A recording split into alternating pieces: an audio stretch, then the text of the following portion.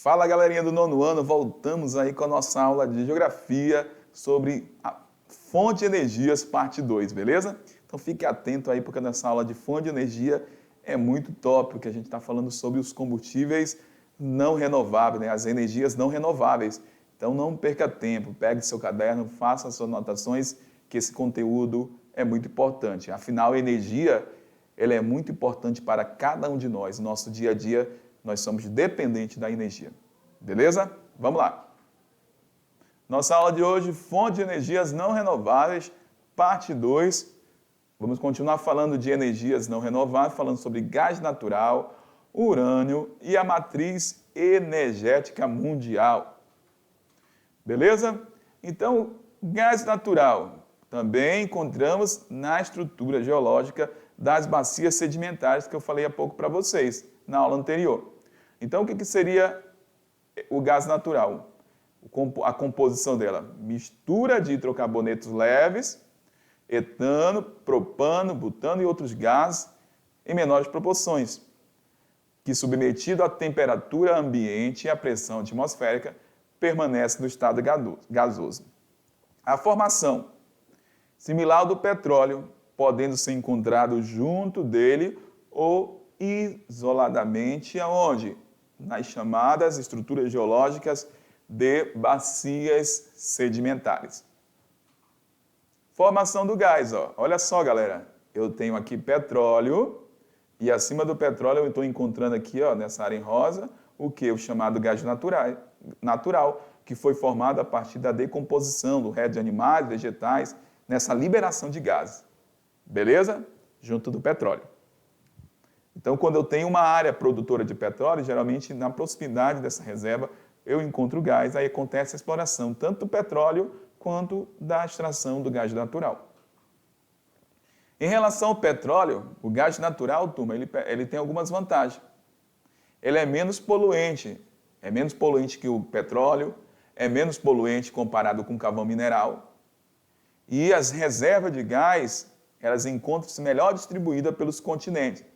Vocês viram lá que o petróleo, a gente vai encontrar mais ali naquela região do Oriente Médio e também na Venezuela, nos membros da OPEP, na Rússia também, mas tem diversos países que enfrentam problema com o petróleo. Beleza? Já o gás natural não, está bem distribuído pelo mundo, daqui a pouquinho a gente vai ver um mapa sobre a distribuição. O custo da geração de energia elétrica à base do gás natural também, ó, é menor, é uma outra vantagem, que a do carvão mineral, do petróleo e também do urânio. As reservas, ó. Onde que a gente vai encontrar as maiores reservas de acordo com esse mapa do gás natural? No Oriente Médio, na Europa Oriental, que seria essa porção aqui do leste da Europa. O destaque na produção do gás natural, galera, aqui, deixa eu mudar a canetinha aqui, ó. Quando eu falo na produção do gás natural, vai ser aí para a Rússia, grande produtora do gás natural. Beleza? Então a gente encontra gás em diversas partes do mundo, mas destaque para a Europa Oriental, certo?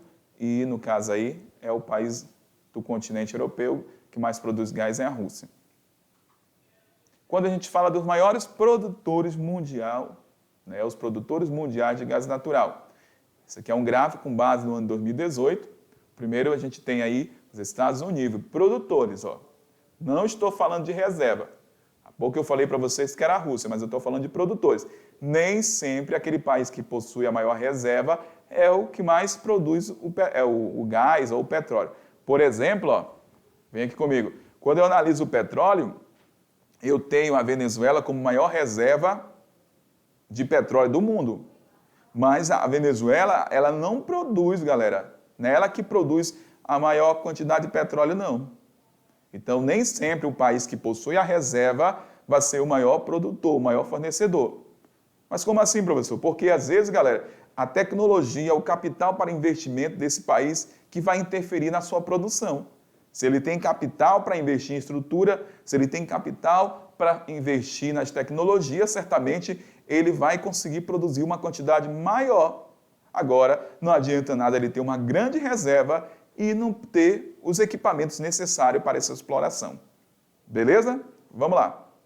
Então eu tenho os Estados Unidos, segundo lugar a Rússia, de gás natural, terceiro Irã, Canadá, o Brasil aí, ó, posição do Brasil.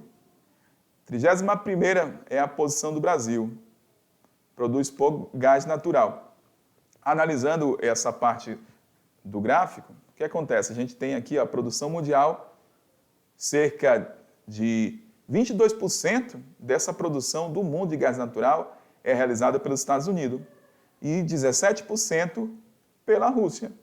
Olha o Brasil, nessa escala mundial, corresponde à sua produção com apenas 1% da produção mundial. Beleza? Vamos lá. Gás natural, o uso, ele é muito importante no dia a dia. Banho-maria utiliza o gás natural, o ar-condicionado utiliza gás, máquinas, torneiras utilizam água quente, que são aquecidas por gás natural, o forno industrial, o fogão industrial, são equipamentos que utilizam no dia a dia o chamado gás natural. A chama azul que estão presentes na nossa vida. E além também desses equipamentos, galera, eu tenho gás natural em automóveis.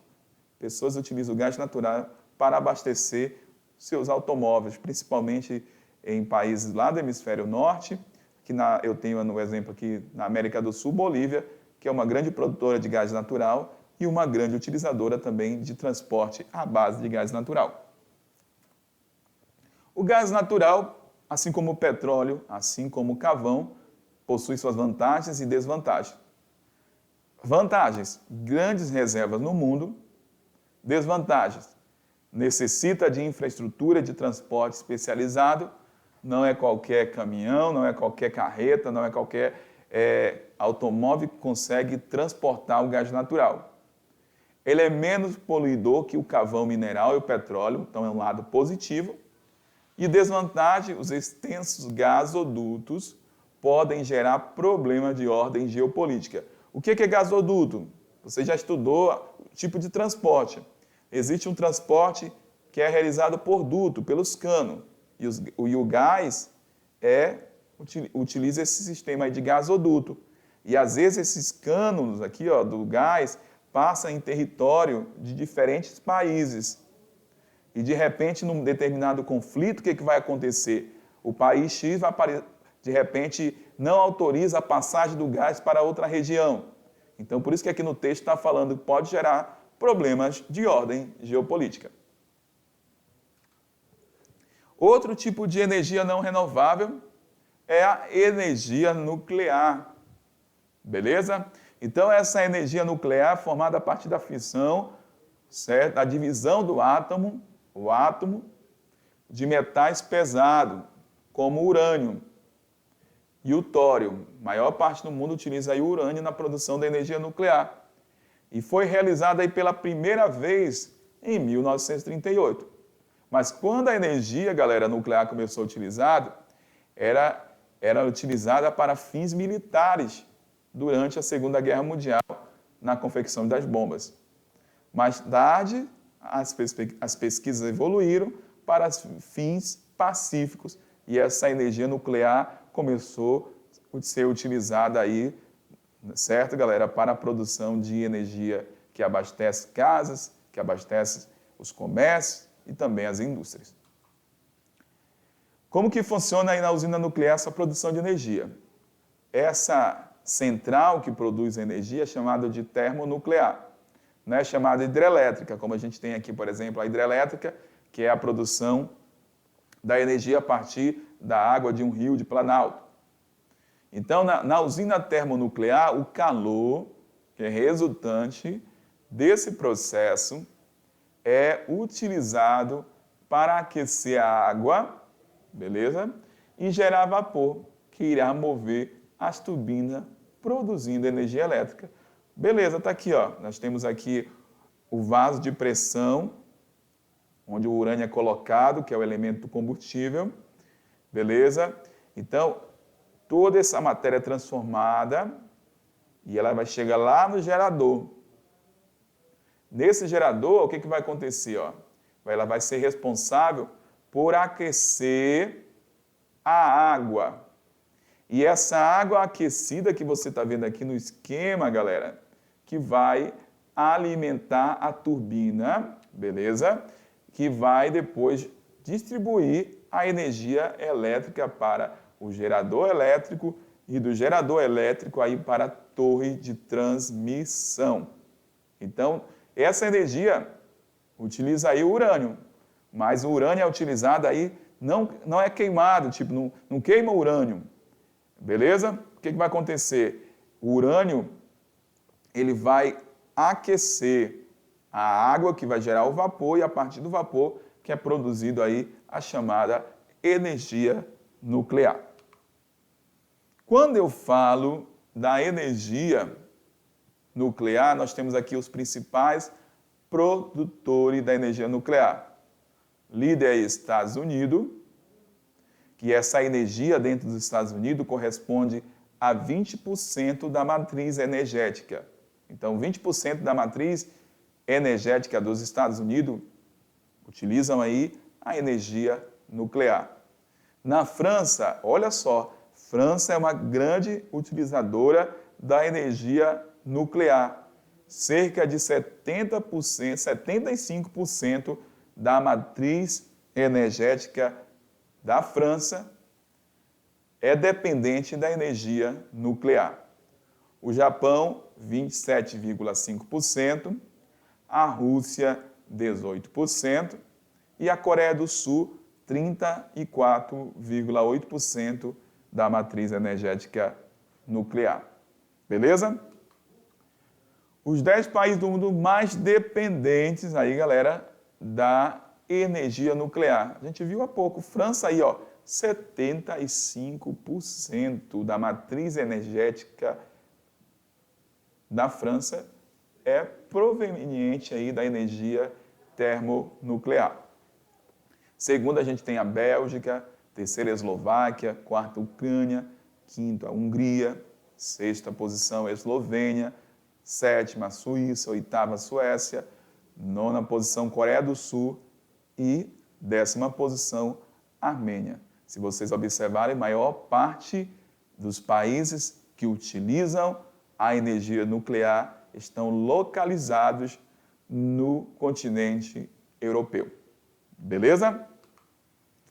Vantagens. Existem vantagens quando eu falo do urânio, que produz a energia nuclear. Muitas reservas ainda não exploradas, então ainda as pessoas podem ainda se apropriar dessas áreas para retirar o urânio que produz a energia nuclear.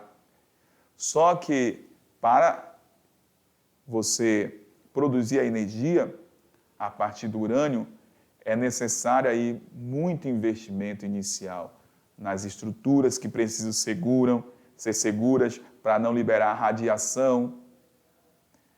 Vantagem, não libera poluentes causadores do efeito estufa. Carvão libera, petróleo libera, já o urânio não libera, como os chamados combustíveis fósseis, né? Que é o petróleo e o carvão, que libera uma grande quantidade de gases responsáveis aí pelo efeito estufa. Mas produz lixo radioativo, que pode ser um perigo, pode gerar doenças, acidentes, entendeu? Para a população que vive na proximidade. Vantagem, novas tecnologias que acabam deixando mais seguro essa central termonuclear. E as desvantagens que acontecem, mesmo com toda a segurança, mesmo com toda a tecnologia, pode acontecer ainda os chamados acidentes. Já tivemos vários acidentes, trago para vocês aqui um acidente lá de Chernobyl, certo? Esse acidente aí na Ucrânia em abril de 1986. Foi totalmente devastada essa região e não foi mais ocupada. Beleza? Além desse acidente também, eu queria citar para vocês rapidamente aqui, ó, que em 2011 teve um acidente no Japão por conta do terremoto que aconteceu lá em 2011 no Japão, que em seguida contribuiu para a formação de um tsunami, que são as ondas gigantes, e acabou atingindo uma porção de Fukushima, onde tinha uma instalação de uma usina termonuclear. Só para você ter uma ideia, já temos aí mais de 10 anos, e até hoje, por conta do rompimento, da liberação de radiação naquela região de Fukushima, no Japão, essa área não é ocupada.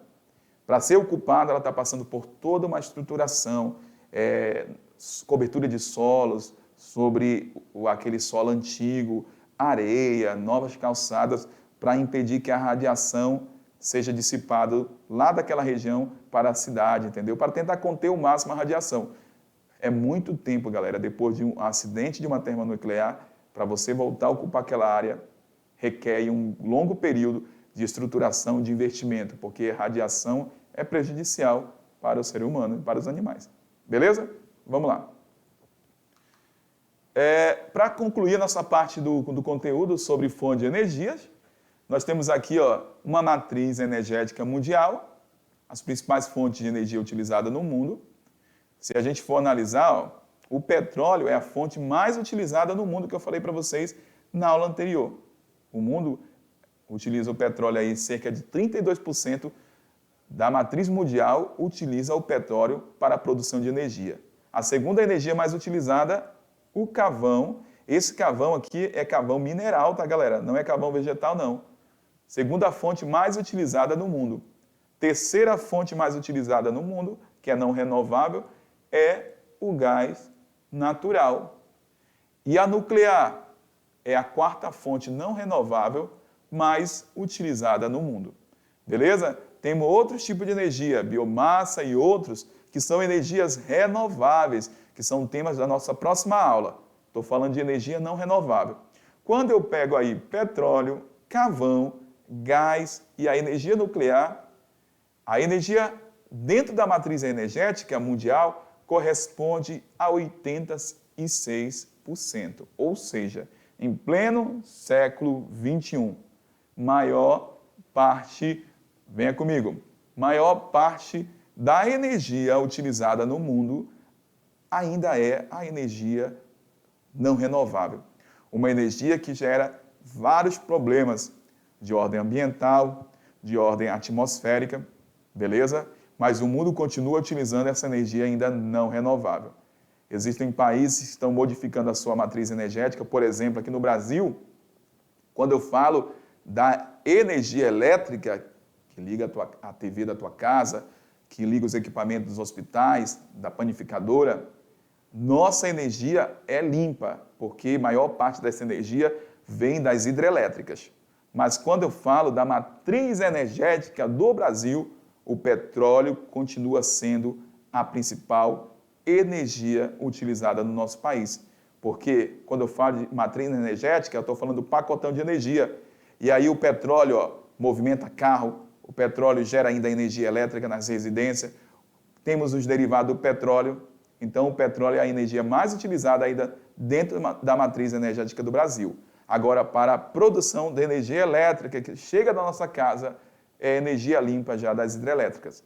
Mas energias hidrelétricas, uma energia das hidrelétricas é renovável e é tema da nossa próxima aula. Então, se ficou curioso aí, aguarda a próxima semana que vai ter aula sobre as energias renováveis.